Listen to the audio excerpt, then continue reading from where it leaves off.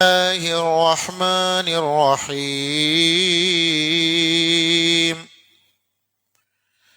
ومن يطع الله والرسول فأولئك مع الذين أنعم الله عليهم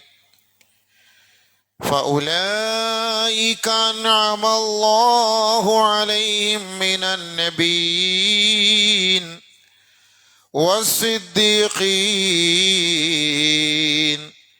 والشهداء والصالحين وحسن أولئك رفيقا ذلك الفضل من الله وكفى بالله عليما صدق الله العظيم اللهم رب اشرح لي صدري ويسر لي أمري واحلل عقدة من لساني يفقه قولي رب هب لي حكما وألحقني بالصالحين واجعل لي لسان صدق في الآخرين واجعلني من ورثة جنة النعيم. അല്ലാഹു സുബ്ഹാനഹു വ തആല അവനെ വഴിപ്പെട്ട് ജീവിക്കുന്ന മുത്തഖീങ്ങളിൽ നമ്മെ ഏവരെയും ഉൾപ്പെടുത്തി അനുഗ്രഹിക്കുമാറാകട്ടെ. നമ്മുടെ ജീവിതത്തിൽ ഇന്നേ വരെ ചെയ്തു പോയ സകലമാന തെറ്റുകുറ്റങ്ങളും ചെറുതും വലുതും അറിഞ്ഞും അറിയാതെയും സാരമായും നിസാരമായും കളിതമാശകളിലുമൊക്കെയായി അള്ളാഹുവിനോടും അവൻ്റെ ദീനിനോടും ചെയ്തു കൂട്ടിയ തെറ്റുകുറ്റങ്ങളെല്ലാം അള്ളാഹു ഈ ദിവസത്തിൻ്റെയും ഈ സമയത്തിൻ്റെയും പോരിശ കൊണ്ട് വിട്ടുപുറത്തു മാപ്പാക്കി തരുമാറാകട്ടെ. പരിപൂർണമായ നിലയിൽ അള്ളാഹുവിനെ വഴിപ്പെട്ട് ജീവിക്കാൻ അള്ളാഹു നമുക്ക് അവൻ്റെ ഫضل കൊണ്ട് തൗഫീഖ് നൽകുമാറാകട്ടെ. നമ്മുടെ എല്ലാവരുടെ രോഗങ്ങൾ അള്ളാഹു ശിഫയാക്കുമാറാകട്ടെ. രോഗം കൊണ്ട് കഴിയുന്നവർക്ക് പൂർണ്ണമായ ആഫിയത്ത് നൽകുമാറാകട്ടെ. മരണപ്പെട്ടവരുടെ ഖബറുകളെ അള്ളാഹു സന്തോഷിപ്പിക്കുമാറാകട്ടെ. അള്ളാഹു അവനെ വഴിപ്പെട്ട് ജീവിച്ച് അവൻ്റെ പൊരുത്തം കിട്ടി കലിമ ചൊല്ലി നല്ല രാവിൽ സന്തോഷത്തോടുകൂടി മരണപ്പെടാനുള്ള സൗഭാഗ്യം അള്ളാഹു നമുക്ക് ഏവർക്കും നൽകി അനുഗ്രഹിക്കുമാറാകട്ടെ. ബിറഹ്മതിക യാ അർഹമർ റഹീമീൻ. എല്ലാവരും ഒന്നുകൂടെ ഒന്ന് കയറിയിരിക്കും. കുറച്ചുകൂടെ അടുത്തടുത്തിരിക്കും. അവിടെ അങ്ങും ഇങ്ങൊക്കെ ആയിട്ട് ഇപ്പുറത്തൂടെ കുറച്ച് കയറി കുറെ അടുത്തടുത്തിരിക്കും. ഓരോ സഫുകളെല്ലാം ചേർന്നിരിക്കുക. അബീബിങ്ങളെ നമ്മളെല്ലാവരും ഇപ്പോൾ ഇച്ചിരി ദൂരെ ഇരുന്നത് കൊണ്ട് നമുക്ക് എന്ത് കിട്ടാനാണ്? അടുത്തിരിക്കലല്ലേ പള്ളിയിൽ. എപ്പോഴും എൻ്റെ മഹത്വമൊക്കെ പറയാം. ഫായിദ ഇല്ല, പറഞ്ഞിട്ടൊന്നും ഒരു ഗുണവും ഇല്ല. എനിക്കും ഇല്ല, നിങ്ങൾക്കും ഇല്ല. അതാണ് എൻ്റെ അർത്ഥം. ഒന്നീ ഞാൻ നന്നാവണം, അല്ലെങ്കിൽ നിങ്ങൾ നന്നാവണം. ഞാൻ നന്നാവൂല, എന്നെ തല്ലണ്ട അമ്മാവാ, ഞാൻ നന്നാവൂല. അല്ലേ എപ്പോഴും പറയുന്നല്ലേ, ഒരു ഇത്ര വലിയ വലിയ കൂലി അള്ളാഹു നൽകാന്നൊക്കെ വാദ ചെയ്തിട്ട് പോലും വേണ്ടാന്ന് പറഞ്ഞ് പിറകോട്ട് പോയാൽ പിന്നെ അവരെക്കുറിച്ച് എന്താ ഇപ്പം പറയാനാ?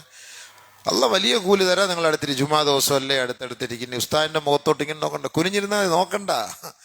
ഇവിടെ വന്നിരുന്നാൽ ഇങ്ങനെ മുഖത്തോട്ട് നോക്കണം എന്നുള്ള വിഷമവും ബുദ്ധിമുട്ടൊക്കെ ഉണ്ടോ? അങ്ങനെ നോക്കണ്ടല്ലോ. കുനിഞ്ഞിരുന്ന് ശ്രദ്ധിച്ചാൽ മതി. പറയുന്ന വിഷയങ്ങൾ നമ്മൾ ശ്രദ്ധിച്ചാൽ മതിയല്ലോ. അതല്ല ഏറ്റവും നല്ലത്. അപ്പോൾ നമുക്ക് തന്നെ ഇപ്പോൾ വഖൂഫിൻ്റെ വിഷയവുമായി ബന്ധപ്പെട്ട് എത്ര പേര് മുസ്ലിങ്ങളുള്ളതാ? എത്രയോ കോടിക്കണക്കിന് മുസ്ലിമീങ്ങൾ ഉണ്ടായിട്ട് എത്ര പേര് ഒപ്പിട്ടു, എത്ര പേര് സ്കാൻ ചെയ്തു, എത്ര പേര് പ്രതിഷേധം അറിയിച്ചു? മുസ്ലിങ്ങൾക്ക് ഇപ്പം ഇതിൻ്റെ ഒന്നും ആവശ്യമില്ല. ഇവർക്ക് ഇതിൻ്റെ ഗൗരവമൊന്നും അറിയുന്നില്ല. അവർക്ക് ഇങ്ങനെ ദുനിയാവിൽ കളിയും ചിരിച്ചും ഒക്കെ ഇങ്ങനെ അടിച്ചു പൊളിച്ച് ഇങ്ങനെ റാഹത്തായിട്ട് ജീവിച്ചു പോകുന്നതുകൊണ്ട് അങ്ങനെ അങ്ങ് പോകുമെന്നാണ് അവരുടെ ധാരണ.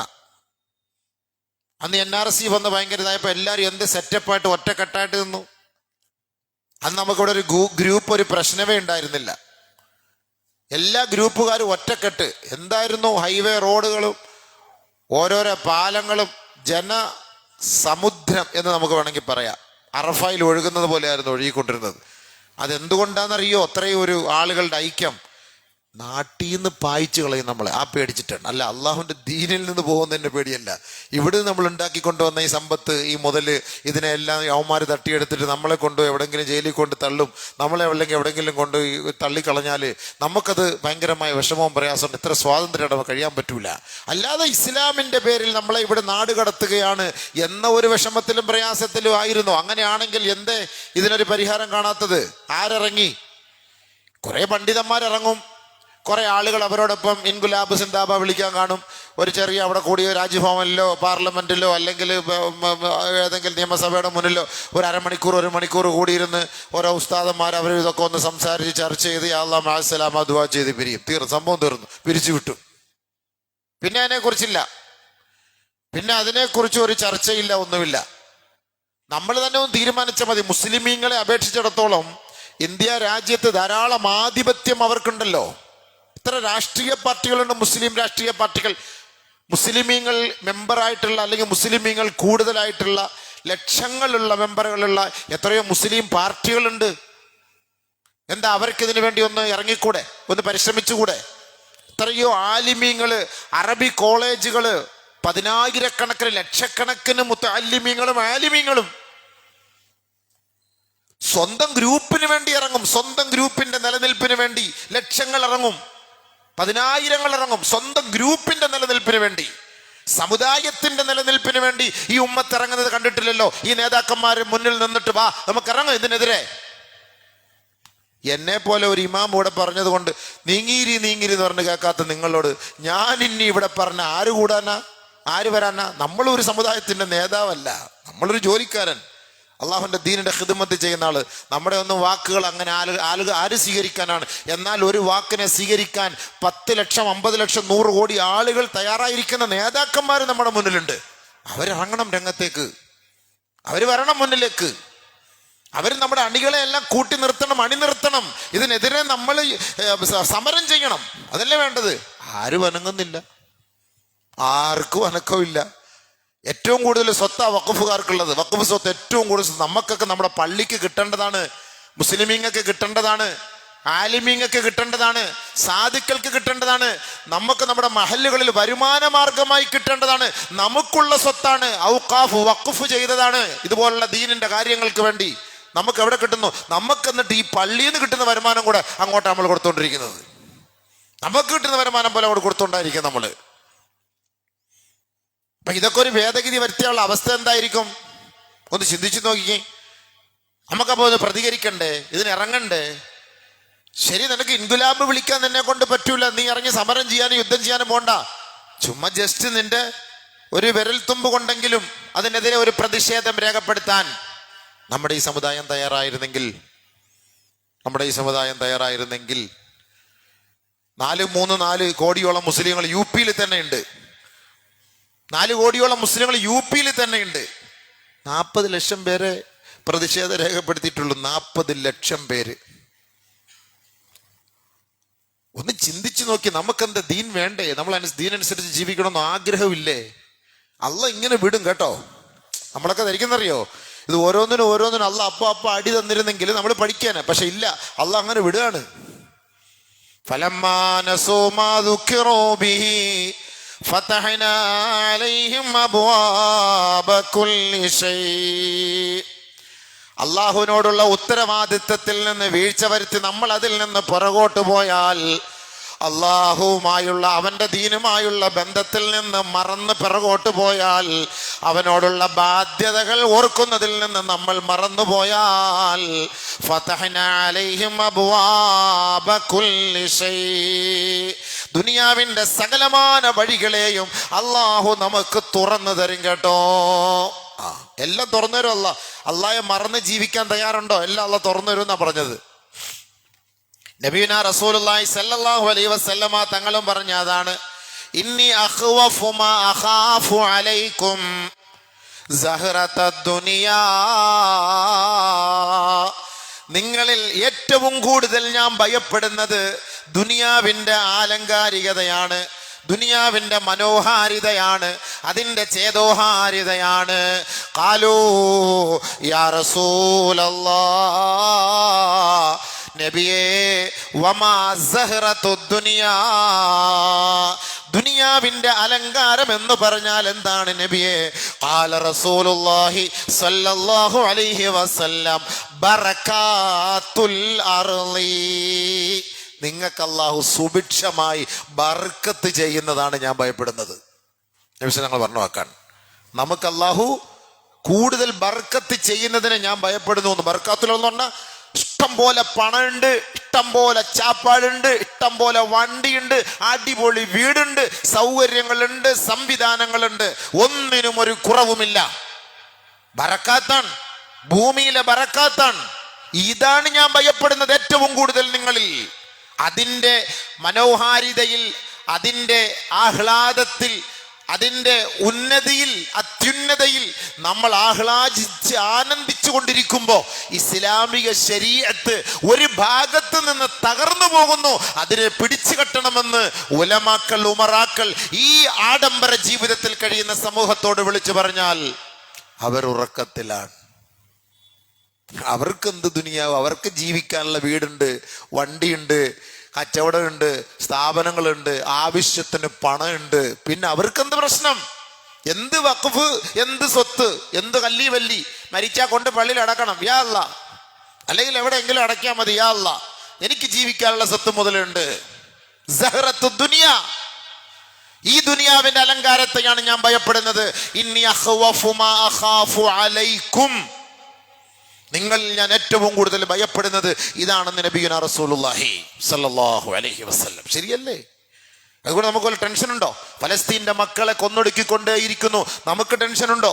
അറബി ലോകത്തിന് ടെൻഷൻ ഉണ്ടോ? ദിവസം തോറും നൂറുകണക്കിന് പിഞ്ചു മക്കളടക്കം, ഉമ്മമാരടക്കം, ഗർഭിണികളടക്കം, അവിടെ വീടില്ല, കൂടില്ല, കുടിക്കാൻ വെള്ളമില്ല, കഴിക്കാൻ വെള്ളമില്ല. മുസ്ലിമാണ്, നമ്മുടെ സഹോദരങ്ങളാണ്. എത്ര രാജ്യം ഇസ്ലാമിന്റെ കൈകളിലുണ്ട്. സമ്പന്നതയുടെ മടിത്തട്ടില് ആഹ്ലാദിക്കുന്ന അറബി ലോകങ്ങളുണ്ട്. എന്നിട്ട് ആ ഫലസ്തീന്റെ മക്കൾ അരുത്, അരുത്, ക്രൂരത അരുത് എന്ന് പരസ്യമായി പറയാൻ ഇന്നും തയ്യാറാകാത്ത അറബി ലോകം, മുസ്ലിം സമുദായം. പിന്നെന്ത് വഖഫ് പറയൂ? പിന്നെന്ത് ശരീഅത്ത്? നമുക്ക് ആരാ ഈ ശരീഅത്തിനെ കുറിച്ച് പിന്നെ പറയുന്നത്? ഇതിനെക്കുറിച്ച് വേവലാതിപ്പെടുന്നതും ഇതിന്റെ വിഷമങ്ങൾ വരുന്നതും ഇതിന്റെ പ്രയാസങ്ങൾ വരുന്നതും ഉലമാക്കൾക്കാണ്. ഉത്തരേന്ത്യയിൽ പോയാലും ഇതിന്റെ പിന്നിൽ 60, 70, 80 വയസ്സുള്ള ഉലമാക്കളാണ് ഇറങ്ങി നടക്കുന്നത്. നടക്കാൻ പോലും കഴിയാത്ത പണ്ഡിതന്മാർ. അവർക്ക് പോലും അള്ളാഹുവിന്റെ ശരീഅത്ത് തകർക്കപ്പെടും ഒരു കാലഘട്ടത്തിൽ. അതിനെ ഭയന്നിട്ട് പണ്ഡിത സമൂഹം ഇറങ്ങുകയാണ് സമരമുഖത്തേക്ക്. രോഗശയ്യയിൽ കിടന്നിട്ട് പോലും എല്ലാം കളഞ്ഞിട്ട് അള്ളാന്റെ ഈ ദീനിനെ നിലനിർത്താൻ വേണ്ടി, ശരീഅത്തിനെ നിലനിർത്താൻ വേണ്ടി, ഈ വഖഫിന്റെ സമ്പ്രദായങ്ങളെ നിലനിർത്താൻ വേണ്ടി അവർ ഇറങ്ങി പുറപ്പെടുന്നു, പാടുപെടുന്നു. അവർക്കൊരു പിന്തുണയേകാൻ, പ്രചോദനമേകാൻ അരോഗ ദൃഢഗാത്രരായ മുസ്ലിം ചെറുപ്പക്കാരെ എവിടെ കിട്ടാൻ? അവനൊക്കെ കളിച്ചും ചിരിച്ചും സൂചിച്ചും രമിച്ചും, അവനൊക്കെ രഗ്ഗടിച്ചിട്ട്, കള്ളു കുടിച്ചിട്ട്, അവനൊക്കെ ഇങ്ങനെ ദുനിയാവിന്റെ മതോന്മത്തനായി കഴിഞ്ഞുകൂടുമ്പം ഇവർക്കൊക്കെ എന്ത് ശരീഅത്ത്? ഞാൻ ഇന്നലെ രാത്രി വാല് കഴിഞ്ഞ് 11 മണിക്ക് വരുമ്പോൾ റോഡ് സൈഡിൽ ഇങ്ങനെ എടുത്ത് നാടുന്ന് 3-4 കുട്ടികൾ, ചെറുപ്പക്കാർ കുട്ടികൾ, മറ്റേത് അടിച്ചിട്ടാണ്. അവനെ കൂടെ വന്ന ആൾ വഴി കാണിച്ചു തരാമെന്നുള്ള ഉസ്താദ് എല്ലാം മുസ്ലിങ്ങളാണ്, എല്ലാം മുസ്ലിം വീടാ. ആ കുട്ടികളാണ് 10, 28, 22, 19 വയസ്സുള്ള ചെറുപ്പക്കാർ നമ്മുടെ തിരുവനന്തപുരം ജില്ലയിലാണ്. ചെറുപ്പക്കാർ രാത്രി, പാതിരാത്രി, വീട് തൊട്ടടുത്ത്, ഇവിടുത്തെ വാതിൽ റോഡ് നടക്കുന്ന ഇങ്ങനെ, അല്ലോ നമ്മൾ വിചാരിക്കും റാത്തി നടത്തുകയാണെന്ന്. ഞാൻ ചോദിച്ചു, അല്ല മുസ്ലിമാണോ? ഇല്ല, നമ്മുടെ കൗമ ഉസ്താദെ. എന്നിട്ട് വാപ്പായെ പരിചയപ്പെടുത്തിരുന്നു. അവരെ വാപ്പ അങ്ങനെയാണ്, ഇവരെ വാപ്പ ഇങ്ങനെയാണ്. മൊത്തം റോഡിൽ കുട്ടികള്, തൊട്ടടുത്ത് വാത് നടക്കുന്നു. ഈ കുട്ടികൾക്ക് അവിടെ വന്നിരുന്ന് 10 മിനിറ്റ് വാത് കേൾക്കാൻ പബ്ജി കളിച്ചു. പബ്ജി അവന്റെ വാതാണ്. പറയ്, എങ്ങനെ നന്നാവാൻ? ഈ ശരീഅത്തിന്റെ വിഷയവും വഖഫിന്റെ വിഷയവും ഇനി ഈ ശരീഅത്ത് തന്നെ വേണ്ട എന്നൊരു നിയമം കൊണ്ടുവന്നാലും നമ്മുടെ സമുദായം പറയും അതിൻ്റെ ഒന്നും ആവശ്യമില്ലടേ, നമുക്ക് നമ്മുടെ അനുസരിച്ച് വീട്ടിൽ സ്കെച്ചാ പോരെ. ഇപ്പൊ ഇതിപ്പോൾ ആവശ്യം ഇപ്പം മരിച്ചാൽ ഇപ്പം വീട്ടിൽ കൊണ്ട് കബറടക്കിയാലും മലക്കൾ വരും ചോദിക്കും. ഇപ്പൊ പള്ളി തന്നെ കൊണ്ട് നടക്കണം നിർബന്ധം എന്താ? ഈ നിസ്കാരം ഒന്ന് നിരോധിച്ച് കിട്ടിയാൽ മതി ഉമ്മമാർക്ക്. എങ്ങനെയെങ്കിലും ഈ നിസ്കാരം ഒന്ന് നിരോധിച്ച് കിട്ടിയാൽ ഇനി പള്ളി പോകണ്ടല്ലോ. അൽഹംദുലില്ലാ. അള്ളാഹുവോട് പറയാം, പഠിച്ചോനെ എനിക്ക് നിസ്കരിക്കണമെന്ന് ആഗ്രഹമുണ്ട്, ഗവൺമെന്റ് പറഞ്ഞു വേണ്ടെന്ന്, ഞാൻ എന്ത് ചെയ്യാൻ? അമ്മ അതിനുവേണ്ടി ദ്വാരന്നുകൊണ്ടിരിക്കുകയാണ്. ഇതല്ലേ നമ്മുടെ ശരീഅത്ത്, ഇതല്ലേ നമ്മുടെ വഖഫ് സമ്പ്രദായം. ആലോചിച്ച് നോക്കി, നമുക്കെന്ത് ഇതിനോട് ഉത്തരവാദിത്തം? നമ്മുടെ വീടിന് പ്രശ്നം വരുന്നു, ജപ്തിയായി, ആരെയെല്ലാം പോയി കാണും, എവിടെയെല്ലാം കാല് പിടിക്കും, എവിടെയെല്ലാം നമ്മൾ പോവും. കാരണം എന്താ? ഞാനും എൻ്റെ കുടുംബവും നടു റോഡിലാവും. പേടി. നിന്റെ വീടാണ് ഈ ഇസ്ലാം, നമ്മുടെ വീടാണ്, നമ്മുടെ കുടുംബമാണ്, നമ്മുടെ തറവാടാണ് ഈ ശരീഅത്ത്. ഇതിന് കോട്ടം വന്നാൽ ഞാനടക്കം കുറ്റക്കാരനാണ്. നീ ധരിക്കും എനിക്കൊരു പ്രശ്നവുമില്ല എന്ന്. നമ്മളടക്കം ഇതിന് കുറ്റക്കാരായി മാറും. ഇതിനെ കാത്തു സൂക്ഷിക്കേണ്ടതും സംരക്ഷിക്കേണ്ടതും ലാ ഇലാഹ ഇല്ലല്ലാഹ് മുഹമ്മദുർ റസൂലുള്ളാഹ് എന്ന് പറഞ്ഞ് വിശ്വസിച്ചവൻ ഇതിന്റെ എല്ലാം ഉത്തരവാദിത്തം ഏറ്റെടുത്തേ പറ്റൂ. ഇതിനൊരു പോറൽ വന്നാൽ അതിന്റെ ഉത്തരവാദിത്തം വഹിക്കേണ്ടത് നമ്മളായിരിക്കും നാളെ ആഖിറത്തിൽ. നമ്മളെ മിണ്ടാടുന്നിട്ട് കാര്യമില്ല. അല്ലാഹ് എന്നെ കൊണ്ടൊന്നും ചെയ്യാൻ പറ്റൂല പടച്ചവന്, ഞാൻ എന്ത് ചെയ്യാൻ? വലിയ അധികാരി വർഗങ്ങളാ ഉള്ളത്. അവര് വലിയ വെടിക്കോപ്പുകളും വലിയ ആയുധങ്ങളും ഒക്കെയായി നടക്കുമ്പോൾ ഞങ്ങൾക്ക് എന്ത് ചെയ്യാൻ? ഒന്നും വേണ്ട. നിന്നെ കൊണ്ട് ഒരു ചെറിയ ഒരു ഒപ്പിട്ടൂടെ, ഇത് പാടില്ല എന്ന് നാവ് കൊണ്ട് ഇവിടെ വെച്ച് പറഞ്ഞൂടെ, ഇത് തെറ്റാണ്, ഞങ്ങൾ ഇതിന് സപ്പോർട്ടല്ല, ഞങ്ങൾ ഇതിന് അനുകൂലമല്ല. നാളെ ആഖിറത്തിൽ അള്ളാന്റെ കോടതിയിൽ എത്തും പറയാലോ, പടച്ചവനെ എന്നെ കൊണ്ട് ചെയ്യാൻ പറ്റിയത് ഇതേ ഉള്ളൂ, ഞാനത് ചെയ്തു എന്ന് പറയാലോ. മറ്റുള്ളവരെ കൊണ്ട് ചെയ്യിപ്പിക്കാൻ നമുക്ക് പറ്റുമല്ലോ. നമ്മൾ അങ്ങനെ ചെയ്യിപ്പിച്ചു ആരെങ്കിലും കൊണ്ട്. ഇതുകൊണ്ടെല്ലാം ഓരോ പള്ളികളിലും ജുമാക്ക് വരുമ്പോൾ നിർബന്ധിച്ച് കാക്ക ഒപ്പിട്, സ്കാൻ ചെയ്. ഇങ്ങനെ നിർബന്ധിപ്പിക്കേണ്ട കാര്യം എന്താണെന്ന് ഞാനീ ചോദിക്കുന്നത്. നിങ്ങൾക്ക് ശരീഅത്ത് വേണ്ടെങ്കിൽ നമുക്കെന്തിന് ശരീഅത്ത്? അടി കിട്ടുമ്പോൾ ഒരുമിച്ച് കിട്ടാം, പോകുമ്പോൾ ഒരുമിച്ച് പോവാം. നിങ്ങൾക്ക് വേണ്ടാത്ത ശരീഅത്ത് വരും നമുക്ക് എന്തിനാണ്? ഈ മുസ്ലിം സമുദായത്തിന് ശരീഅത്ത് വേണ്ടെങ്കിൽ പിന്നെ എന്തിന്? ഒന്ന് ചിന്തിക്കും സുഹൃത്തുക്കളെ. രാഷ്ട്രീയക്കാർക്ക് വേണ്ടി മുസ്ലിം സമുദായം രാപ്പകലില്ലാതെ പണിയെടുക്കും, നിസ്കാരം ഒഴിവാക്കും, റമളാന്റെ മാസത്തിലെ നോമ്പ് വേണമെങ്കിൽ ഒഴിവാക്കും, രാഷ്ട്രീയത്തിന് വോട്ട് പിടിക്കാൻ വേണ്ടി, കേവലം ദുനിയാവിന്റെ ഒരു ചെറിയ ഒരു സുഖത്തിന് അല്ലെങ്കിൽ ഒരു ചെറിയ ഒരു കസേരയ്ക്ക് വേണ്ടി, ഒരു മന്ത്രിയുടെ അടുത്തൊന്ന് ഇരിക്കാൻ വേണ്ടിയിട്ട്, അതിനുവേണ്ടി നിസ്കാരം ഒഴിവാക്കും, ജുമാ ഒഴിവാക്കും, വേണമെങ്കിൽ റമളാനിലെ നോമ്പ് ഒഴിവാക്കും. ദുനിയാവിലെ ഒരു ചെറിയ ഒരു കസേരയ്ക്ക് വേണ്ടി, അധികാരത്തിന്റെ ഒരു ചെറിയ അപ്പത്തിന്റെ ഒരു ചെറിയ കഷണത്തിന് വേണ്ടി, ശരീഅത്തിന് വേണ്ടി നമ്മൾ എന്ത് പാടുപെട്ടു. ഇവിടെ നമുക്ക് രാഷ്ട്രീയ ഭേദമന്യേ ഒരുമിച്ചിറങ്ങണം. മുസ്ലിം സമുദായമേ ഒരുമിച്ചിറങ്ങണം. നമ്മുടെ ബാധ്യതയല്ല ഇത്, നമ്മുടെ ഹക്കല്ല ഇത്. നമ്മുടെ ശരീഅത്തിനല്ലേ കോട്ടം വരുന്നത്. നാളെ ഈ ശരീഅത്തിന് ഓരോന്നും അടർത്തിയിട്ട് ജുമാ വേണ്ട, ജമാഅത്ത് വേണ്ട, പള്ളിയിൽ പോകണ്ട എന്നൊക്കെ പറഞ്ഞാൽ ഈ സമുദായം വായി മൂടിയിരിക്കത്തേ ഉള്ളൂ. ഇതെല്ലാം ഒരു ജിഹാദിന്റെ ഭാഗമാണ്. നമ്മൾ വിചാരിക്കും ഇറങ്ങിപ്പോയി ദഅവത്ത് ചെയ്യുന്ന മാത്രമേ ഉള്ളൂ ജിഹാദ്, അള്ളാന്റെ മാർഗ്ഗത്തിൽ ദഅവത്ത് മാത്രം. ഈ ദഅവത്ത് ചെയ്യാൻ നിലനിൽക്കണമെങ്കിൽ, ഈ നിലനിൽപ്പുണ്ടാകണമെങ്കിൽ ഈ ശരീഅത്ത് സംവിധാനം ഇവിടെ വേണം. ഈ ശരീഅത്ത് സംവിധാനം ഇല്ലെങ്കിൽ എങ്ങനെ ആർക്ക് പോയി ദഅവത്ത് ചെയ്യാൻ പറ്റും? ദാഇകളുടെയും ബാധ്യതയാണ്, നമ്മുടെ ബാധ്യതയാണ്, നമ്മുടെ ശരീഅത്താണിത്. ഈ ശരീഅത്തിനെ സംരക്ഷിക്കൽ നമ്മുടെ ബാധ്യതയാണ്. ചിന്തിക്കും മനുഷ്യ, നമ്മളിത് മനസ്സിലാക്കാത്ത എന്ത്? മനസ്സിലാക്കിയേ പറ്റുള്ളൂ, ഇതിനു വേണ്ടി ഇറങ്ങിയേ പറ്റുള്ളൂ, ഇതിനുവേണ്ടി പരിശ്രമിച്ചേ പറ്റുകയുള്ളൂ. തലയെടുപ്പുള്ളവനും കയ്യൂക്കുള്ളവനും അധികാരത്തിൽ ഏറ്റവും കൂടുതൽ ബന്ധങ്ങളും പ്രതിബദ്ധതയും ഒക്കെ ഉള്ളവർ ഇതിനു വേണ്ടി രംഗത്തിറങ്ങി നമുക്ക് ചെയ്യാൻ പറ്റുന്നത് പോലെ ചെയ്ത് ഈ ശരീഅത്തിനെ കാത്തു സൂക്ഷിക്കൽ ഒരു മുസ്ലിമായ എന്റെയും നിങ്ങളുടെയും ബാധ്യതയാണ്. അതിന്റെ പേരിൽ മരിച്ചാലും നമുക്ക് ഷഹീദിന്റെ കൂലിയാണ്, പേടിക്കണ്ട. അതിന്റെ പേരിൽ മരിച്ചാലും ഷഹീദിന്റെ കൂലിയാണ്. അല്ല, നമ്മൾ ഒഴിഞ്ഞു മാറിയാൽ അവർക്കൊരു പ്രശ്നവുമില്ല. മൗനം സമ്മതം, എല്ലാ നിയമങ്ങളും ഇങ്ങനെ പാസ്സാക്കി വന്നുകൊണ്ടിരിക്കല്ലേ. എന്തെല്ലാം നിയമങ്ങൾ ഇപ്പോൾ നമുക്കെതിരെ പാസ്സാക്കി, നമ്മളിതുവല്ല അറിയുന്നുണ്ടോ? വക്കീലന്മാരോട് ചോദിച്ചോ, അഡ്വക്കറ്റുമാരോട് ചോദിച്ചോ എന്തൊക്കെ നിയമം പാസ്സാക്കിയിട്ടുണ്ടെന്നുള്ളത്. അതുകൊണ്ട് അല്ലാഹു സുബ്ഹാനഹു വ തആല നമുക്ക് അറിഞ്ഞു തന്ന ഒരു പരിശുദ്ധമായ മതമാണ് ഈ ശരീഅത്ത് ഇസ്ലാം. ഇതിൽ തന്നെ ജീവിച്ച് ഇതിൽ തന്നെ മരിക്കണം. അള്ളാഹു തൗഫീഖ് തരട്ടെ. എന്ത് പ്രതിസന്ധി വന്നാലും ഇതിൽ തന്നെ ജീവിച്ച് ഇതിൽ തന്നെ മരിക്കണം. അതാണ്. അതുകൊണ്ടല്ല ഫലസ്തീന്റെ കുഞ്ഞുമക്കൾ പോലും ബോംബ് വെച്ചോ, തട്ടിക്കോ, കൊന്നോ, ഇസ്രായേലി ക്രൂരന്മാരുടെ മുന്നിൽ പോയി ബാങ്ക് വിളിക്കുന്നു, അവരുടെ മുന്നിൽ പോയി നിൽക്കുന്നു. ആ കുഞ്ഞുമക്കൾ, 5 വയസ്സുള്ള കുട്ടികൾ, അവളെ കൊണ്ട് പറ്റുന്ന രീതിയിൽ വെറുതെ കൊണ്ടുപോയി ഇടിക്കുന്നു, കൊല്ലുന്നു, കല്ല് വെച്ചെറിയുന്നു. അവരാൽ കഴിയുന്ന നിലയിൽ അവർ ചെയ്യുന്നു. എന്നാലും ഞാൻ ജൂതനാവാമെന്നൊരു വാക്ക് കുട്ടി പറയൂല, ഞാൻ നസ്രാണിയാവാമെന്നൊരു വാക്ക് പറയൂല. ലാ ഇലാഹ ഇല്ലല്ലാഹ് മുഹമ്മദുർ റസൂലുള്ളാഹ്, നീ കൊന്നോ ഞങ്ങളെ, ഞങ്ങൾക്ക് സ്വർഗം ഉണ്ടെന്നുള്ള പരിപൂർണമായ വിശ്വാസം ആ കുഞ്ഞു ഹൃദയങ്ങളിൽ ഉണ്ടെങ്കിൽ ഈ സമുദായത്തിന്റെ കൽബിൽ ആ ഒരു ചിന്തയില്ലല്ലോ. നമ്മുടെ ശരീഅത്തല്ലേ, നമ്മുടെ ഔഖാഫിന്റെ, നമ്മുടെ വഖഫിന്റെ സ്വത്തുകളല്ലേ ഏറ്റവും കൂടുതൽ സമ്പത്ത്. ഈ 3 കൂട്ടർക്ക് നമുക്കറിയാലോ. 1 റെയിൽവേക്ക്, 2 ഈ കരസേന സായുധ സേനകൾക്ക്, 3ാമത് നമ്മുടെ ഈ വഖഫ് ബോർഡിനാണ്. കോടിക്കണക്കിന് സ്വത്താണ്, 1.5 ലക്ഷം കോടിയോളം സ്വത്തുകളുണ്ട്. ഇത് ആർക്ക് കൊടുക്കാനും? നമുക്ക് തിന്നാനുള്ളതാണ്, നമുക്ക് ഉപയോഗിക്കാനുള്ളതാണ്, മുസ്ലിം സമുദായത്തിന് ഉപയോഗിക്കാനുള്ളതാണ്. വേണ്ടേ? ആര് പോയി ചോദിക്കുന്നു? അതിന്റെ കണക്കാര് ചോദിക്കുന്നു, അതിന്റെ അവകാശമാര് ചോദിക്കുന്നു. അതിൽ നിന്ന് കിട്ടുന്ന പൈസ കൊണ്ട് ഓഡിറ്റോറിയം വെക്കാം, അതിൽ നിന്ന് കിട്ടുന്ന പൈസ കൊണ്ട് മദ്രസകൾ വെക്കാം, അതിൽ നിന്ന് കിട്ടുന്ന പൈസ കൊണ്ട് പെൻഷൻ കൊടുക്കാം. ഇതിനൊക്കെ നമ്മൾ ഇറങ്ങിത്തിരിക്കണം, പോകണം. പിന്നെ എന്തിനാണ് ഈ കോടാനുകോടി പൈസകളൊക്കെ നമ്മൾ കൊടുത്ത് വഖഫ് ബോർഡുകാർക്ക് ഇട്ട് കൊടുക്കുന്നത്? അവർക്ക് തിന്നാനാണോ? നമ്മൾ പോയി ചോദിക്കണ്ടേ? നമ്മുടെ ഹക്കല്ലേ, നമ്മുടെ അർഹതയല്ലേ ഇത്? ആര് ചോദിക്കുന്നു? ഏത് പള്ളിയിലെ കമ്മിറ്റി പോയി ചോദിക്കുന്നു? ഏത് പ്രസിഡന്റ് പോയി ചോദിക്കുന്നു? ഓരോ ജമാഅത്തിലെ പ്രസിഡന്റുമാർ അവിടെ പോയി ചോദിക്കണം, ഞങ്ങൾക്ക് അർഹതപ്പെട്ടത്. ഇന്ത്യ രാജ്യത്ത് അങ്ങനെ കുന്നുകൂടി കുമിഞ്ഞു കിടക്കാണ്. ഇത് മൊത്തം അവര് കൈക്കലാക്കാൻ പോവാണ്. നമ്മൾ മിണ്ടാണ്ട് അവിടെ ഇരുന്നോളി, നമുക്കിപ്പോ 6 അടി മണ്ണ് ഇവിടെ ഉണ്ടല്ലോ, ഒന്നുമില്ലെങ്കിലും മരിച്ചവന്റെ മണ്ടയ്ക്കാലും കൊണ്ടെങ്കിലും ഇടും, അത് മതി എന്നും പറഞ്ഞിട്ട് നമ്മൾ അങ്ങനെ കഴിഞ്ഞുകൂടുകയാണ്. നമ്മളൊരക്ഷരവും മിണ്ടുന്നില്ല.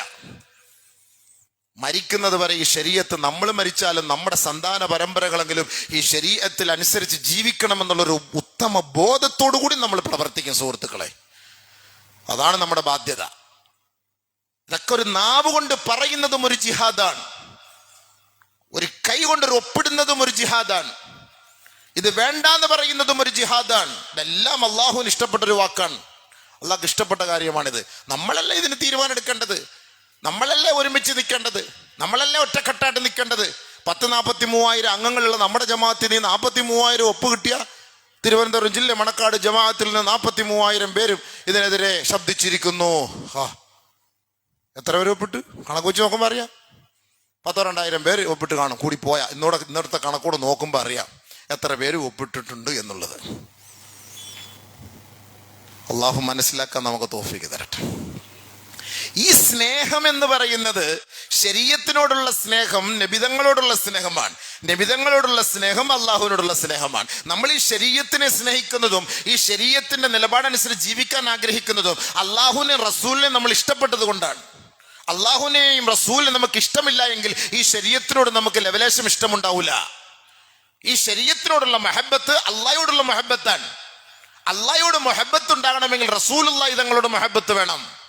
റസൂലുള്ളാഹി തങ്ങളിലൂടെ അല്ലാതെ അള്ളാഹുലേക്ക് കയറാൻ പറ്റൂല. കാരണം അള്ളാഹുവിനെ നമുക്ക് പരിചയപ്പെടുത്തത് നബിയുനാ ഷഫീഉനാ റസൂലുള്ളാഹി തങ്ങളാണ്. അതുകൊണ്ട് എല്ലാ പ്രവാചകന്മാരെയും 1,24,000-ൽ പരം അംബിയാ മുർസലീങ്ങളെയും ഒരുമിച്ച് കൂട്ടിയിട്ട് അല്ലാഹു സുബ്ഹാനഹു തആല പറഞ്ഞു, എൻ്റെ ഹബീബായ മുത്ത് മുഹമ്മദ് മുസ്തഫ തങ്ങളാണ് നിങ്ങൾക്ക് ശേഷം വരുന്നത്. അദ്ദേഹം വരുന്ന സമയത്ത് നിങ്ങളെല്ലാവരും ഹയാത്തോടുകൂടി ഉണ്ടെങ്കിലും ആ മുഹമ്മദ് കൊണ്ടുവരുന്ന ശരീഅത്തിനെ നിങ്ങൾ പൂർണ്ണമായി പിൻപറ്റണം. നിങ്ങൾ പിൻപറ്റിയേ പറ്റുള്ളൂ. ആദം നബി അലൈഹി സ്വലാത്തു വസ്സലാം മുതൽ മൂസാ നബി അലൈഹി സ്വലാത്തു വസ്സലാം വരെയുള്ള എല്ലാ പ്രവാചകന്മാരോടും അള്ളാഹ് എടുത്ത കരാറാണ്. ഈ ഹബീബായ തങ്ങൾ ഇവിടെ വരുമ്പോ നിങ്ങൾ ജീവിച്ചിരിപ്പുണ്ടെങ്കിൽ ആ മുഹമ്മദ് മുസ്തഫ തങ്ങളുടെ ശരീഅത്തിനെ നിങ്ങൾ പിൻപറ്റണം. ബാക്കിയുള്ളതെല്ലാം മൻസൂഖാൻ, എല്ലാം റിജക്റ്റഡ്.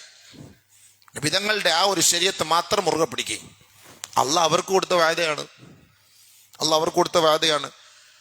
ആ നബി സല്ലല്ലാഹു അലൈഹി വസല്ലമ തങ്ങളുടെ ശരീഅത്താണ് അല്ലാഹു നമുക്ക് ഇവിടെ തന്നത്. അത് മിന്നത്താണ്, അനുഗ്രഹമാണ്. ലഖദ് മന്നല്ലാഹു അലൽ മുഅ്മിനീൻ ഇദ് ബഅസ ഫീഹിം റസൂലൻ മിൻഹും.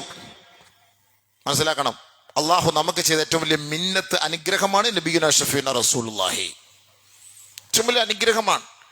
അല്ലാഹു നമുക്ക് ചെയ്ത നിഅമത്താണ് നബിയുനാ റസൂലുള്ളാഹി. അള്ളാഹു നമുക്ക് ചെയ്ത റഹ്മത്താണ് നബിയുനാ റസൂലുള്ളാഹി. അള്ളാഹുവിന്റെ ഖുദ്റത്താണ് നബിയുനാ റസൂലുള്ളാഹി. അല്ലാഹു റസൂൽ സല്ലല്ലാഹു അലൈഹി വസല്ലം. ചെറിയ കാര്യമല്ല, ഇത് വലിയ കാര്യമാണ്. നബീന റസൂലുള്ളാഹി തങ്ങൾ വേദനിച്ചതുപോലെ, എന്നെ വേദനിപ്പിച്ചതുപോലെ ഒരു പ്രവാചകനെ വേദനിപ്പിച്ചിട്ടില്ല എന്ന് പറഞ്ഞാൽ കുടുംബ പ്രശ്നത്തിന്റെ പേരിൽ വേദനിപ്പിക്കപ്പെട്ടതല്ല, ശരീഅത്തിന്റെ പേരിലാണ് വേദനിപ്പിക്കപ്പെട്ടത്. ദീനിന്റെ പേരിൽ, ഈ ദീൻ നിലനിർത്തുന്നതിന് വേണ്ടി, ഈ അണികളെ ഈ ദീനിൽ തന്നെ പിടിച്ചു നിർത്തുന്നതിന് വേണ്ടി ആദരവായ റസൂലുള്ളാഹി സ്വല്ലല്ലാഹു അലൈഹി വസല്ലം തങ്ങൾ ത്യാഗം സഹിക്കേണ്ടി വന്നു, എറി കൊള്ളേണ്ടി വന്നു, അടികൊള്ളേണ്ടി വന്നു, തെറിവിളി കേൾക്കേണ്ടി വന്നു, പട്ടിണി കിടക്കേണ്ടി വന്നു, ഉപരോധം ഏർപ്പെടുത്തപ്പെടേണ്ടി വന്നു. ആദരവായ റസൂലുള്ളാഹി സ്വല്ലല്ലാഹു അലൈഹി വസല്ലം എന്തിനു വേണ്ടിയിട്ടാണ്? കുടുംബം പോറ്റാനല്ല, ഫാത്തിമയെ രക്ഷിക്കാനല്ല. ഒട്ടിയ വയറുമായി, ഉണങ്ങിയ എല്ലുകളുമായി, എല്ലും തോലുമായി റസൂലുള്ളാഹി തങ്ങളുടെ മുന്നിൽ വന്ന് നിൽക്കുന്ന ഫാത്തിമ ബിയെ നോക്കിയിട്ട് പോലും കരഞ്ഞുപോയ റസൂലുള്ളാഹി സ്വല്ലല്ലാഹു അലൈഹി വസല്ലം തങ്ങൾ പറഞ്ഞു, മോളെ നിസ്കരിക്കുമോളെ, നിസ്കരിച്ചിട്ട് നീ അള്ളാഹുടെ ദാരിദ്ര്യത്തിനെ കുറിച്ച് പറമോളെ എന്ന് പറഞ്ഞ റസൂലുള്ളാഹി സ്വല്ലല്ലാഹു അലൈഹി വസല്ലം ദീനിന്റെ വിഷയത്തിലാണ് അടികൊണ്ടത്, കുടുംബത്തിന്റെ പേരിലല്ല. ദീനിന്റെ വിഷയത്തിലാണ് തെറികെട്ടത്, ശരീഅത്തിന്റെ വിഷയത്തിലാണ് തെറികെട്ടത്. ഈ ശരീഅത്തിനെ നിലനിർത്തുന്നതിന് വേണ്ടിയാണ് അഹോരാത്രം 23 വർഷക്കാലം നാടും കുടുംബവും വിട്ടിട്ട് അള്ളാഹുവിന് വേണ്ടി ജീവിതം മാറ്റിവെച്ചത്. മദീനക്കാര് പറഞ്ഞില്ലേ, അള്ളാന്റെ റസൂല് മദീനയിൽ വന്നപ്പോ അല്ലാഅത്തിൽ മദീന മുഴുവനും പ്രകാശമായി, പ്രകാശം കൊണ്ട് വ്യാപിച്ചു. ലമ്മാ മാത റസൂലുള്ളാഹി സ്വല്ലല്ലാഹു അലൈഹി വസല്ലം, ഈ ലോകത്ത് നിന്ന്, ഈ മദീനയിൽ നിന്ന് റസൂലുള്ളാഹി തങ്ങള് വഫാത്തായി പോയതോടെ ഞങ്ങളുടെ മദീനയുടെ വിളക്ക് അണഞ്ഞുപോയി. നബി തങ്ങളുടെ ഖബറിലേക്ക് ഞങ്ങൾ വാരിയിട്ട മണ്ണ് ഞങ്ങളുടെ കൈകളിൽ നിന്ന് കഴുകിക്കളയാൻ ഞങ്ങളെ കൊണ്ടാവുന്നില്ല, കഴിയുന്നില്ല. സഹാബത്ത് പറഞ്ഞതാണ്. എന്തിനു വേണ്ടിയിട്ടായിരുന്നു? ഈ ശരീഅത്തിനെ സംരക്ഷിക്കാനല്ലേ, ഈ ശരീഅത്തിനെ നിലനിർത്താനല്ലേ നബി സല്ലല്ലാഹു അലൈഹി വസല്ലം തങ്ങൾ. ആ ശരീഅത്തിന് നബി തങ്ങൾ എത്ര ത്യാഗം സഹിച്ച്, സഹാബാക്കൾ ത്യാഗം സഹിച്ച് പാടുപെട്ടത് കൊണ്ടല്ലേ നമ്മളിവിടെ സുഖലോലുപരായി കഴിയുന്നത്. ഉഹദ് യുദ്ധത്തിൽ പോയി, കുടുംബ സമേതം ഉഹദ് യുദ്ധത്തിൽ പോയി. ഉഹദ് യുദ്ധത്തിൽ ഓരോരുത്തർ ഷഹീദാക്കപ്പെട്ട് യുദ്ധം കഴിഞ്ഞ് മടങ്ങി വരുന്നു. ഒരു സഹോദരി ഓടിപ്പോകുന്നു. വെപ്രാളപ്പെട്ട് പോന്ന പോക്കുണ്ടപ്പോ എല്ലാവർക്കും മനസ്സിലായി, അല്ലാഹ് ഖുത്തില അബൂക്കി, എൻ്റെ വാപ്പ മരിച്ചു കേട്ടോ, ഷഹീദായിപ്പോ എൻ്റെ വാപ്പ. ഹല്ലി, എൻ്റെ വാപ്പയെ കുറിച്ച് അന്വേഷിക്കാനല്ല ഞാൻ ഓടിപ്പോകുന്നത്, റസൂലുള്ളാഹി തങ്ങൾക്ക് എന്ത് സംഭവിച്ചു? മാ ഫുഇല റസൂലുള്ളാഹി സ്വല്ലല്ലാഹു അലൈഹി വസല്ലം, എൻ്റെ വാപ്പ മരിച്ചുപോയി, പോവണ്ട. ഓടി, പിന്നെ ഓടണ്ട. ഖുത്തില സൗജുക്കി, നിന്റെ സൗജ് ഭർത്താവ് മരിച്ചുപോയി, ഉഹദില് ഷഹീദാക്കപ്പെട്ടു. ഖല്ലി, എനിക്കത് വിഷയമല്ല, എന്റെ ഭർത്താവ് മരിച്ചത്, എന്റെ വാപ്പ മരിച്ചത് എനിക്ക് പ്രശ്നമല്ല. മാ ഫുഇല റസൂലുള്ളാഹി സ്വല്ലല്ലാഹു അലൈഹി വസല്ലം, അല്ലാഹുവിന്റെ റസൂൽ എന്ത് സംഭവിച്ചു, നബിതങ്ങൾക്ക് എന്ത് സംഭവിച്ചു? പിന്നെ ഓടി എത്തുന്നില്ല, നബിയെ കാണണം, നബിക്ക് എന്ത് സംഭവിച്ചു? ഒരാൾ ഓടി വന്നിട്ട് പറഞ്ഞു, പോവണ്ട, എന്റെ സഹോദരൻ ഷഹീദാക്കപ്പെട്ടു. എനിക്കെന്റെ സഹോദരൻ ഷഹീദായത് എനിക്ക് വിഷയമല്ല. മാ ഫുഇല റസൂലുള്ളാഹി സ്വല്ലല്ലാഹു അലൈഹി വസല്ലം, നബിതങ്ങൾക്ക് എന്തെങ്കിലും സംഭവിച്ചോ? നബിതങ്ങൾക്ക് എന്തെങ്കിലും സംഭവിച്ചോ? ചിന്തിച്ചു നോക്ക് ഹബീബെ, നമ്മുടെ ശരീഅത്തിന് എന്ത് കോട്ടം വന്നാലും കുഴപ്പമില്ല, ശരീഅത്തിന്റെ സമ്മേളനത്തിന് പോയി എൻ്റെ മോന് പോലും അടി കിട്ടിയോ? ശരീഅത്തിന്റെ സമ്മേളനത്തിന് പോയി എൻ്റെ വാപ്പായെ പിടിച്ചോണ്ട് പോയോ? ശരീഅത്തിന്റെ സമ്മേളനത്തിന് പോയ എൻ്റെ വാപ്പായെ അറസ്റ്റ് ചെയ്തോ? എൻ്റെ സഹോദരനെ അറസ്റ്റ് ചെയ്തോ? പള്ളി കമ്മിറ്റി അടുത്ത് പറയും, നിങ്ങൾ എല്ലാവരും കൂടെ കൂട്ടിക്കൊണ്ട് പോയതില്ലേ, വാപ്പായെ പിടിച്ച് മക്കളെയും അറസ്റ്റ് ചെയ്ത് ഇനി ഞാൻ മാത്രമായി, ഇനി ഞങ്ങൾക്ക് ചെലവിന് തരാൻ ആരുണ്ട്? നിങ്ങളിതാ. അല്ലെ ശരീഅത്തിനുണ്ടില്ലേ? എന്ത് ശരീഅത്ത്? മണ്ണാങ്കട്ട ശരീഅത്ത്. നിങ്ങൾ എന്നിട്ട് ഇപ്പൊ എന്താ ഉണ്ടാക്കി ശരീഅത്ത്? ഇവിടെ സഹാബത്ത് എന്താ പറഞ്ഞത്? ആ പെൺമണി എന്താ പറഞ്ഞത്? വാപ്പ പ്രശ്നമല്ല, സഹോദരൻ പ്രശ്നമല്ല, ഭർത്താവ് പ്രശ്നമല്ല, ശരീഅത്തിന് വല്ലതും സംഭവിച്ചോ? ഇതൊന്നും നമുക്ക് പ്രശ്നമല്ല. പെണ്ണുങ്ങളുടെ ഈമാനാണ് ഞാൻ ഈ പറഞ്ഞിരുന്നത്, പെണ്ണുങ്ങളുടെ ഈമാനാണ്, നമ്മുടെ ഈമാനല്ല.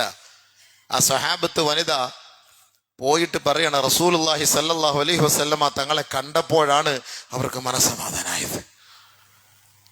നബി സല്ലല്ലാഹു അലൈഹി വസല്ലമ തങ്ങളോട് പറഞ്ഞു, നബിയേ, എന്റെ ഭർത്താവും വഫാത്തായി ഷഹീദാക്കപ്പെട്ടു, എന്റെ വാപ്പയും ഷഹീദാക്കപ്പെട്ടു, എന്റെ സഹോദരനും ഷഹീദാക്കപ്പെട്ടു. പക്ഷേ അങ്ങയെ കണ്ടപ്പോൾ എനിക്ക് ആ മുസീബത്തെല്ലാം മറന്നുപോയി. കുല്ലു മുസീബത്തിൻ ബഅദക ഖുലൽ. എങ്ങനെ കണ്ടതോടുകൂടി എനിക്കതെല്ലാം മറന്നുപോയി. എൻ്റെ വാപ്പ ഉമ്മയൊക്കെ പോകുന്നൊന്നും എനിക്ക് വിഷയമല്ല. അങ്ങ് ഹയാത്തോടുകൂടി ഉണ്ടല്ലോ, അങ്ങ് ഹയാത്തോടുകൂടി ഉണ്ടല്ലോ, അതാണ് എനിക്ക് വേണ്ടത്. സഹാബാക്കളുടെ ആവേശം അതാണ്. നബിയോടുള്ള മഹബത്താണ് ദീനിനോടുള്ള മഹബത്ത്, ദീനിനോടുള്ള മഹബത്താണ് നബിയോടുള്ള മഹബത്ത്, നബിയോടുള്ള മഹബത്താണ് അള്ളാഹയോടുള്ള മഹബത്ത്. റിസായ ഖുദായ റിസായ മുഹമ്മദ്. അള്ളാഹുവിന്റെ തൃപ്തി മുഹമ്മദ് നബിയുടെ തൃപ്തിയിലാണ്, മുഹമ്മദ് നബിയുടെ തൃപ്തി അള്ളാഹുവിന്റെ തൃപ്തിയിലാണ്. ഒരു സഹാബി വന്ന് നബി സല്ലല്ലാഹു അലൈഹി വസല്ലം തങ്ങളോട് ചോദിച്ചു, മത്തസ്സാഅ, ലോകാവസാനം എപ്പോഴാണ്? നബി സല്ലല്ലാഹു അലൈഹി വസല്ലം തങ്ങൾ ചോദിച്ചു, വമാ അഅദദ്ത ലഹ, നീ അതിനു വേണ്ടി എന്ത് തയ്യാറെടുപ്പാണ് നടത്തിയിട്ടുള്ളത്? നബി സല്ലല്ലാഹു അലൈഹി വസല്ലം തങ്ങളുടെ സ്വഹാബി പറഞ്ഞു, മാ അഅദദ്തു ലഹ അൻ കസീരി സ്വലാത്തിൻ വലാ സൗമിൻ വലാ സ്വദഖത്തിൻ വലാകിൻ ഉഹിബ്ബുല്ലാഹ വറസൂലഹ. എനിക്ക് ഒരുപാട് നിസ്കാരവും നോമ്പും സക്കാത്തും സദഖയും ഒന്നും എൻ്റെ കൈവശം ഇല്ല. പക്ഷേ ഞാൻ അള്ളാഹുവിനെയും റസൂലിനെയും ആത്മാർത്ഥമായി സ്നേഹിക്കുന്നു. ആ ആത്മാർത്ഥതയാണ് നമുക്ക് വേണ്ടത്. നമ്മൾ സ്നേഹിക്കുന്നു, ബട്ട് ആത്മാർത്ഥതയില്ല. സ്നേഹിക്കുന്നു, ആത്മാർത്ഥതയില്ല. അതാണ് അതിൻ്റെ അർത്ഥം. സ്നേഹിക്കുന്നു, അതിൽ വഞ്ചന കാണിക്കുന്നു. നബി സല്ലല്ലാഹു അലൈഹി വസല്ലം തങ്ങളുടെ സ്വഹാബി പറഞ്ഞ വാക്കതാണ്, അല്ലാഹുവിന്റെ റസൂലേ, ഒരുപാട് നിസ്കാരവും നോമ്പും സക്കാത്തും സദഖയും ഒന്നും എൻ്റെ കൈവശം ഇല്ല.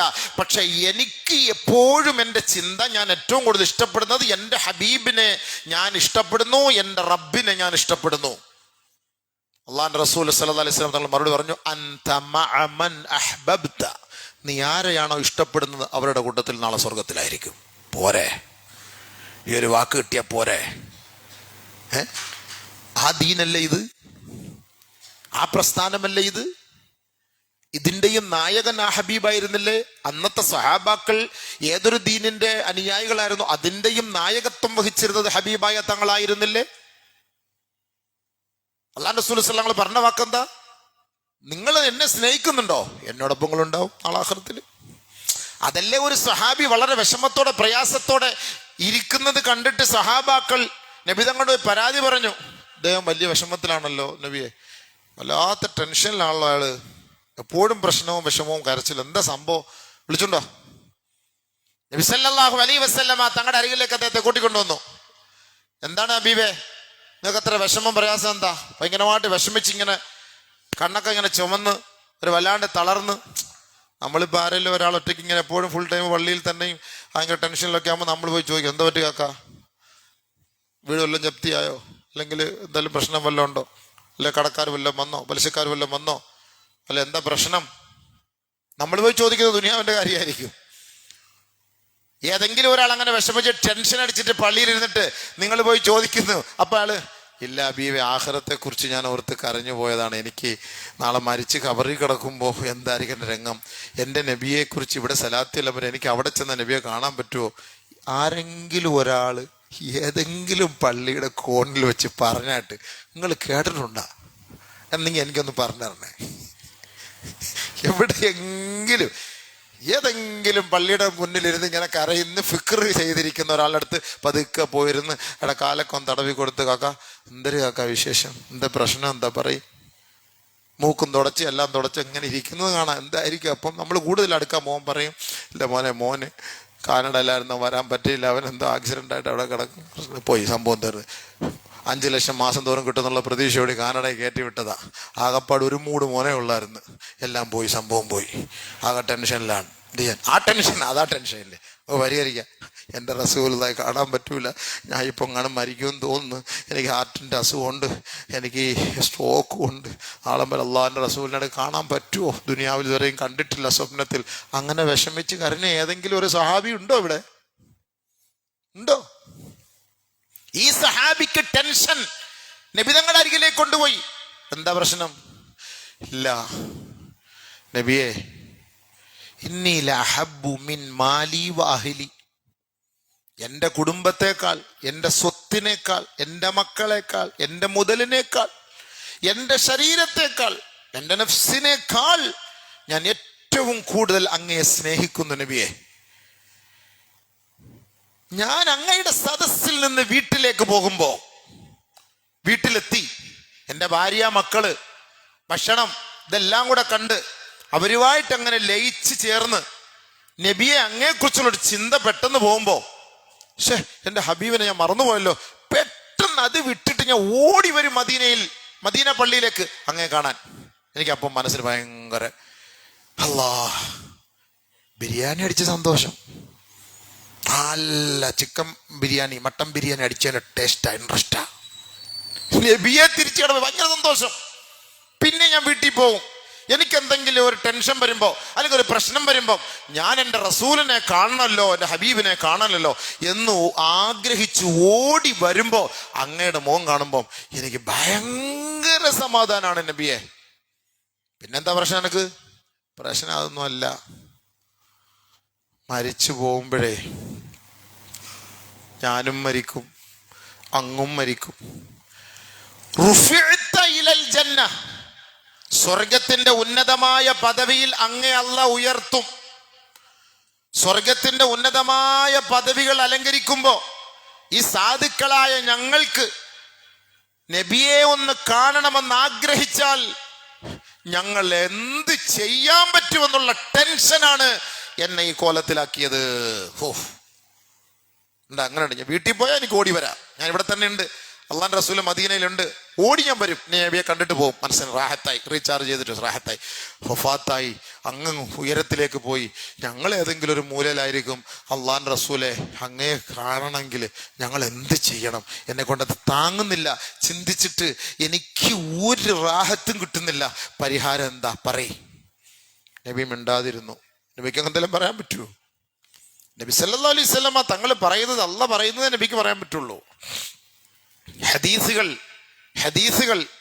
ഇത് വഹിയാണ്. ഹദീസുകളാണെങ്കിലും ഖുർആൻ വഹിയാണ്, അതേപോലെ ഹദീസുകൾ വഹിയാണ്. വഹി നബി സല്ലല്ലാഹു അലൈഹി വസല്ലമ തങ്ങളിലേക്ക് ജിബ്രീൽ വന്ന് പറയുന്നതാണ് നബി തങ്ങൾ നമുക്ക് പറഞ്ഞു തരുന്നത്. ലഫ്ള്, ആ പദങ്ങൾ നബിയുടേതായിരിക്കും, പക്ഷെ ആശയം അള്ളാഹുവിൻ്റെതായിരിക്കും. അത് അള്ളാഹു പറഞ്ഞതാണ് നബി തങ്ങൾ നമുക്ക് അറിയിച്ചു തരുന്നത്. അതല്ലാതെ നബിയുടെ സ്വന്തം ഇഷ്ടപ്രകാരമല്ല. വമാ യൻതിഖു അനിൽ ഹവാ ഇൻ ഹുവ ഇല്ലാ വഹ്യുൻ യൂഹാ അല്ലമഹു ശദീദുൽ ഖുവാ. ജിബ്രീൽ അലൈഹിസ്സലാത്തു വസ്സലാം വന്ന് പഠിപ്പിച്ചു കൊടുക്കുന്നതാണ്. അതിനെ പറഞ്ഞോ, എന്നാ അത് പറഞ്ഞോ, അങ്ങനെ പറഞ്ഞോളി, ഇങ്ങനെ പറഞ്ഞോളി. നബി തങ്ങളുടെ ലഫ്ളുകളാണ്. അതുകൊണ്ടാണ് ബുഖാരി ഷരീഫ് ഓതുന്നതിന് ഖുർആൻ ഓതുന്നത് പോലെയാണ് അതിൻ്റെ ആ സ്ഥാനം. അത് ഓതാം, തിലാവത്ത് ചെയ്യാം. അതാണ് ബുഖാരി ഷരീഫ് ഓതുന്നത്. ബുഖാരി ഷരീഫ് ഓതുന്നത് അത്രയും ഹദീസുകളിൽ നിന്ന് 7000-ഓളം ഹദീസുകളിൽ നിന്ന് തെരഞ്ഞുപിടിച്ച് 2000 ചില്ലുവാനും ഹദീസുകൾ മഹാനായ ഇമാം ബുഖാരി തങ്ങൾ എഴുതണമെങ്കിൽ ഒരു ഹദീസ് എഴുതുന്നതിന് 2 റക്അത്ത് നിസ്കരിക്കും. 2 റക്അത്ത് നിസ്കരിച്ച മുസല്ലയിലിരുന്ന് അള്ളാന്റെ ഭാഗത്ത് നിന്ന് ഒരു ഇൽഹാമ് കിട്ടാതെ അത് എഴുതൂല. അങ്ങനെയുണ്ട്. കൊത്തിയിരുന്ന് 1000 റക്അത്ത് നിസ്കരിച്ച അള്ളാന്റെ ഭാഗത്ത് എന്തെങ്കിലും നമുക്ക് കിട്ടുമോ? 1000 റക്അത്ത് നിങ്ങൾ നിസ്കരിച്ച അള്ളാഹ് ഇപ്പൊ എനിക്ക് എന്തെങ്കിലും ഒന്ന് ഇൽഹാം ഇട്ടതാന്ന് പറഞ്ഞാൽ 2 റക്അത്ത് നമസ്കരിച്ചിട്ട് അടുത്ത ഹദീസ് എഴുതണമെങ്കിൽ ഇമാം ബുഖാരി തങ്ങൾ അവിടെ ഇരുന്ന് അള്ളാഹുമായി മുനാജാത്ത് നടത്തും. അള്ളാന്റെ ഭാഗത്ത് നിന്നുമുള്ള അനുമതി കിട്ടാതെ കണ്ട് അദ്ദേഹം എഴുതിയിട്ടില്ല. അതാണ് ഇമാം ബുഖാരി. അതാണ് ആ ബുഖാരി ഷരീഫ്. അത് ഓതിയാൽ കൂലി കിട്ടുമെന്ന് പറയുന്നത് വെറുതെ അല്ല. ആ ഇമാം ബുഖാരി റളിയല്ലാഹു തആല അൻഹുവിനെ അടക്കം ചെയ്യപ്പെട്ട ഖബറിൽ നിന്ന് കസ്തൂരിയുടെ മണമായിരുന്നു. ആളുകളൊക്കെ മണ്ണ് തോണ്ടിക്കൊണ്ട് പോകുമായിരുന്നു. അത് കണ്ടിട്ട് അവിടുത്തെ ഗവൺമെന്റ് വലിയ മതിൽ കെട്ടി ഉണ്ടാക്കി 4 സൈഡും. ഒരു മഹാനവറുകൾ പറയുന്നു, ഞാൻ സിയാറത്തിന് വേണ്ടി പോകുന്നു, ആ മതിൽ കെട്ട് വരെ എനിക്ക് പോകാൻ കഴിഞ്ഞുള്ളൂ, അങ്ങോട്ട് കഴിഞ്ഞില്ല. ആ മതിൽ കെട്ടിനും കസ്തൂരിയുടെ മണമായിരുന്നു. മനസ്സിലായ?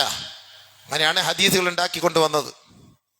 ഹദീസുകൾ കൊണ്ടുവന്ന് ക്രോഡീകരിച്ചവർ 4 കൂട്ടം ആളുകളാണ്. 4 സ്വഹാബി, 4 മഹാന്മാരായ ആളുകളാണ് ഹദീസുകളെ ക്രോഡീകരിച്ചു കൊണ്ടുവന്നത്. വെറുതെ 7 ലക്ഷം ഹദീസ് കാണാതെ പഠിച്ച അബൂ സുർഅ റളിയല്ലാഹു തആല 7 ലക്ഷം ഹദീസ് എഴുതി സൂക്ഷിച്ച് കാണാതെ പഠിച്ചു. 7 ലക്ഷം. ഇന്ന് 30 ജുസു കാണാതെ പഠിക്കുന്നവനെ ഹാഫിള് എന്ന് പറയുന്നു. 1 ലക്ഷം ഹദീസ് കാണാതെ പഠിച്ചാലാണ് യഥാർത്ഥത്തിൽ ഹാഫിള് എന്ന് പറയേണ്ടത്. 1 ലക്ഷം ഹദീസ് 3 ലക്ഷം ഹദീസ് കാണാതെ പഠിച്ചാൽ ഹുജ്ജത്ത് എന്നാണ് അവനെ കുറിച്ച് പറയേണ്ടത്. 3 ലക്ഷം ഹദീസ് കാണാതെ പഠിച്ചവര് ആരുണ്ട് ഹുജ്ജത്ത്? അബൂ സുർആ റളിയല്ലാഹു തആല അൻഹു 7 ലക്ഷം ഹദീസ് കാണാതെ പഠിച്ചു. എഴുതി. എങ്ങനെ എഴുതി? ഇന്നത്തെ പോലെ പേപ്പറൊന്നുമില്ല. ഇന്നിപ്പോ എഴുതണ്ട, ഫോൺ എടുത്ത് വെച്ചിട്ട് നബി ഹുറൈറ റളിയല്ലാഹു തആല അൻഹു നബി സല്ലല്ലാഹു അലൈഹി വസല്ലം എല്ലാം ടൈപ്പായി. എത്ര ഹദീസാണ് നിങ്ങൾക്ക് എഴുതണം? 10,000 ഹദീസ് വേണമെങ്കിൽ ഇങ്ങനെ പറഞ്ഞാൽ മതി. ആ മൊബൈൽ ഉസ്താദ് എഴുതി തരും നമുക്ക് റാഹത്തായിട്ട്. ആ ഉസ്താദ് ഉള്ളതുകൊണ്ട് എത്ര കാര്യങ്ങൾ നടന്നു പോകുന്നു, എല്ലാം ഉസ്താദ് എഴുതി തരും, ഒരു കാര്യവും വേണ്ട. അന്ന് മരക്കമ്പെടുത്ത് കുത്തി 2 വാക്ക് എഴുതുമ്പോൾ മഷി തീരും, പിന്നെയും കുപ്പിക്കാത്തിട്ട് എഴുതും മഷി തീരും, പിന്നെയും കുപ്പിക്കാത്തിട്ട് എഴുതും മഷി തീരും. ഏതെങ്കിലുമൊക്കെ എവിടെയെങ്കിലുമൊക്കെ മരത്തിൻ്റെ കഷണങ്ങളിലോ പലക കഷണങ്ങളിലോ ഇതിൻ്റെയൊക്കെ പോളകൾ എടുത്തിട്ട് ഇതിലൊക്കെ എഴുതിയാണ് 7 ലക്ഷം ഹദീസുകൾ ഈ ലോകത്ത് പരിചയപ്പെടുത്തത് അബൂ സുർആ റളിയല്ലാഹു തആല അൻഹു, യഹ്യ ഇബ്നു മഈൻ റളിയല്ലാഹു തആല അൻഹു, അഹ്മദ് ബിൻ ഹംബൽ റളിയല്ലാഹു തആല അൻഹു ഹദീസുകൾ എഴുതി ലോകത്ത് നമുക്ക് പഠിപ്പിച്ചെന്നവരാണ്. ഹദീസ്. ഇത് ചെറിയ നമ്മളിപ്പോൾ ഈ പറയുന്ന ഹദീസ് നമുക്കെന്ത് നിസ്സാരം. പെട്ടെന്നൊരു മൊബൈൽ എടുത്ത് 2 നെറ്റ് അടിച്ചിട്ട് ഇന്നത്തെ ഹദീസ് എന്താ പറഞ്ഞ സൂനിഞ്ഞു വരും. ഇവർ പണിഞ്ഞത് വെറുതെ അല്ല. അബൂ സുർആ റളിയല്ലാഹു തആല അൻഹു, യഹ്യ ഇബ്നു മഈൻ റളിയല്ലാഹു തആല അൻഹു ഇവരൊക്കെ ലക്ഷക്കണക്കായ ഹദീസുകൾ കാണാതെ പഠിച്ചവരും അത് ഈ ലോകത്തിന്റെ മുന്നിൽ പരിചയപ്പെടുത്തി കൊടുക്കുകയും ചെയ്തവരാണ്. ആ ഹദീസുകളാണ് നമ്മൾ ഇവിടെ പഠിച്ചുകൊണ്ടിരിക്കുന്ന മദ്രസകളിലൊക്കെ പഠിപ്പിക്കുന്നത്. ഈ ഹദീസുകൾ വെറുതെയല്ല, നബി സല്ലല്ലാഹു അലൈഹി വസല്ലമ തങ്ങൾക്ക് അള്ളാഹു അറിയിച്ചു കൊടുത്തത് നബിതങ്ങളുടെ നാവിലൂടെയാണ് നമ്മളത് കേട്ട് പഠിക്കുന്നത്. നബി സല്ലല്ലാഹു അലൈഹി വസല്ലം വെറുതെ ഒന്നും നബി തങ്ങൾ പറയില്ല. ഈ സഹാബി വന്ന് പറഞ്ഞപ്പോൾ മിണ്ടാതിരുന്നു, ജിബ്രീൽ വന്നിട്ട് ഓതി കൊടുത്തു. ومن يطع الله والرسول فأولئك مع الذين أنعم الله عليهم من النبيين والصديقين والشهداء والصالحين وحسن أولئك رفيقا ذلك الفضل من الله وكفى بالله عليما. ആരെങ്കിലും അള്ളാഹുവിനെയും അവന്റെ റസൂലിനെയും ഇഷ്ടപ്പെട്ടുവോ സ്നേഹിച്ചുവോ ആദരിച്ചുവോ ബഹുമാനിച്ചുവോ അനുധാവനം ചെയ്തുവോ അവരെ വഴിപ്പെട്ടിട്ടാണ് നിങ്ങൾ ജീവിച്ചു മരിച്ചതെങ്കിൽ ഭയപ്പെടേണ്ട. ഫൗലായിക അൻഅമല്ലാഹു അലൈഹിം മിനൻ നബിയ്യീൻ വസ്സിദ്ദീഖീന വശുഹദാഇ വസ്സാലിഹീൻ. അവർ നാളെ ആഖിറത്തിൽ അമ്പിയാക്കളോടൊപ്പമാ, സിദ്ദീഖീങ്ങളോടൊപ്പമാ, ശുഹദാക്കളോടൊപ്പമാ, സദ്വർത്തരായ സ്വാലിഹീങ്ങളോടൊപ്പമാണ്. ഏറ്റവും നല്ല കൂട്ടുകാരാണ് അവർ കേട്ടോ. അള്ളാന്റെ റസൂൽ ഓതി കൊടുത്തിട്ട് പറഞ്ഞു, ഇപ്പൊ വന്ന ആയത്താണ്, നീ അള്ളാഹ് റസൂലിനെ സ്നേഹിക്കുന്നുണ്ടോ? നിങ്ങൾ നമ്മുടെ കൂട്ടത്തിൽ തന്നെ ആയിരിക്കും, വിഷമിക്കണ്ട. കരഞ്ഞുകൊണ്ടാ സ്വഹാബി പോയി, ഭയങ്കര സന്തോഷമായി പോയി. എനിക്ക് നിങ്ങൾക്ക് ആർക്കുണ്ട് അള്ളാന്റെ റസൂലിനോട് സ്നേഹം? ആർക്കുണ്ട് സ്നേഹം? ചിന്തിച്ചാൽ മതി സ്നേഹം ഉണ്ടോ ഇല്ലയോ എന്നുള്ളത്. ചുമ്മാ I love you prophet Muhammad, I love you അങ്ങനെയൊന്നും പറയുന്ന കാര്യമില്ല. ഐ ലവ് യു അത് ചുമ്മാ കിട്ടുന്ന വാക്കാണ്. ഏത് പെണ്ണിനെ നോക്കിയിട്ട് ഐ ലവ് യു നമുക്ക് പറയാം, ആരെ നോക്കിയിട്ട് ഐ ലവ് യു എന്ന് പറയാം? ഐ ലവ് യു എന്ന് പറയല്ല. ആ ലൗയ്യത്ത് എന്താണ് നബിയിലുള്ളത്? ആ ലൗയ്യത്ത് നമ്മുടെ ജീവിതത്തിൽ കൊണ്ടുവരണം. ഇന്ന് ഫിലിം സ്റ്റാറുകളെയൊക്കെ നോക്കിയിട്ട് നമ്മൾ പിൻപറ്റണം അവരെ. അവന്റെ മുടി എങ്ങനെ, അവൻ എവിടെ ചോപ്പിച്ചിട്ടുണ്ട്, എവിടെ കറുപ്പിച്ചിട്ടുണ്ട്, എവിടെ വെളുപ്പിച്ചിട്ടുണ്ട്, അവന്റെ താടി എങ്ങനെ, അവന്റെ പാൻറ് എങ്ങനെ, അവൻ എവിടെ കീറിയിട്ടുണ്ട്. അപ്പൊ ആരെയും പിൻപറ്റുന്നത്? നബിയാണോ? ആരെ പിൻപറ്റുന്നത്? ചിന്തിച്ചു നോക്കി. എന്നിട്ട് ഇവർ റസൂലുള്ളാഹി സ്വല്ലല്ലാഹി അലൈഹി വസല്ലമ തങ്ങളുടെ ചോറ് മേടിക്കാൻ വേണ്ടി വരും. ദീനുമായിട്ടൊരു ബന്ധമില്ലാതെ ഇവിടെ 2 കമ്മല്, ഇവിടെ 2 കമ്മല്, ഇവിടെ 2 ബ്രേസ്ലെറ്റ്, ഇവിടെ 2 മാലയിട്ട് സല്ലല്ലാഹു അലാ മുഹമ്മദ് സല്ലല്ലാഹു അലൈഹി വസല്ലം പാത്രം പിടിച്ചോണ്ട് ഈ പള്ളിക്കാരി ചാപ്പ കൊടുക്കുന്നത് എന്താ അറിയോ? അങ്ങനെങ്കിലും നീ ഒരു സലാത്തിയല്ലടാ, ഈ ചാപ്പാടിന് വേണ്ടെങ്കിൽ നീ ഒരു സലാത്തിയല്ലേ, അള്ളാന്റെ റസൂലിന്റെ പേര് സലാത്ത് നീ ചൊല്ല്. അങ്ങനെയെങ്കിൽ അള്ളാഹുമായിട്ട് റസൂലായിട്ടൊരു ബന്ധം നിനക്കുണ്ടാകട്ടെ അല്ലേ? അല്ലാഹു അക്ബർ. ഒന്ന് ചിന്തിച്ചു നോക്കിയ സുഹൃത്തുക്കളെ, സഹോദരങ്ങളെ, അള്ളാഹു നമ്മളെ കാത്തിരക്ഷിക്കട്ടെ. നബിയെ സ്നേഹിക്കാൻ പഠിക്കും. ഇനി നബി സല്ലല്ലാഹു അലൈഹി വസല്ലമ തങ്ങളുടെ ജീവിതം, നബിതങ്ങൾ നമ്മളിപ്പോൾ നല്ല ഇഷ്ടം പോലെ തിന്ന് വയറ് നിറച്ച് 10 അമ്പക്കം പിടിട്ടല്ലേ എഴുന്നേറ്റ് പോണത്. ഒരു ദിവസം പണ്ടൊക്കെ 3 പ്രാവശ്യം തിന്നുക, ഇപ്പം എങ്ങനെ പോയാലും ഒരു 5-6 പ്രാവശ്യം ഒരു ദിവസം നമ്മൾ സുബഹി നിസ്കാരം കഴിഞ്ഞ് പുട്ടും കടലയും കൊണ്ട് തുടങ്ങും. രാത്രി 12:45 അൽഫഹം കൊണ്ടാണ് അവസാനിപ്പിക്കുക. അതിനിടയ്ക്ക് പിന്നെ ഒരുപാട് സാധനങ്ങൾ വരും ഇൻഷാ അല്ലാഹ്.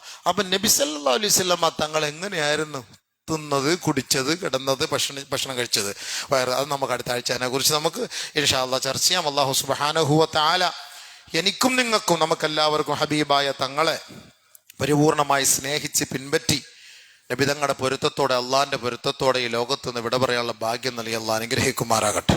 സുഖമില്ലാതെ മെഡിക്കൽ കോളേജ് കഴിഞ്ഞ നുസൈഫ ബീവിയുടെ രോഗശിഫയാകാൻ ദുആ